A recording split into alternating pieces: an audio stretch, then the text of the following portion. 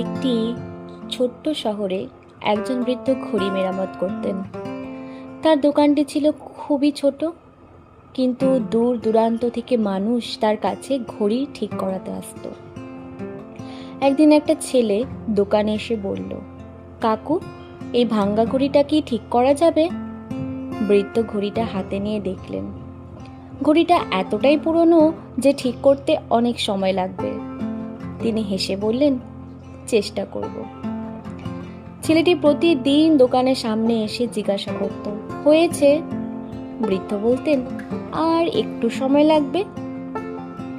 অবশেষে 1 সপ্তাহ পরে ঘড়িটি ঠিক হয়ে গেল। ছেলেটি তো খুব খুশি হয়ে বলল, কত টাকা দেব? বৃদ্ধ বললেন, 1 টাকাও লাগবে না। ছেলেটি অবাক হয়ে জিজ্ঞেস করল, কেন?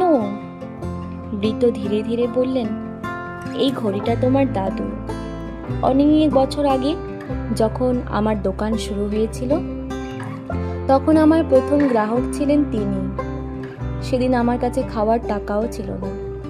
তিনি ঘড়ি ঠিক করানোর পাশাপাশি হাতে বেশ কিছু টাকা গুঁজে দিয়ে বলেছিলেন, কাজটা মন দিয়ে করো, একদিন মানুষ তোমাকেই খুঁজে নেবে।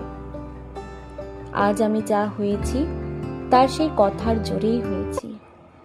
তাই ঘড়ি ঠিক করার টাকাটা আমি নিতে পারবো না। ছেলেটির চোখে জল চলে এলো। বাড়ি ফিরে সে দাদুকে সব বলল। দাদু শুধু মুচকি হেসে বললেন, ভালো কাজের মূল্য টাকা দিয়ে মাপা যায় না। ভালো ব্যবহার আর সাহায্য একদিন একদিন ফিরে আসবেই।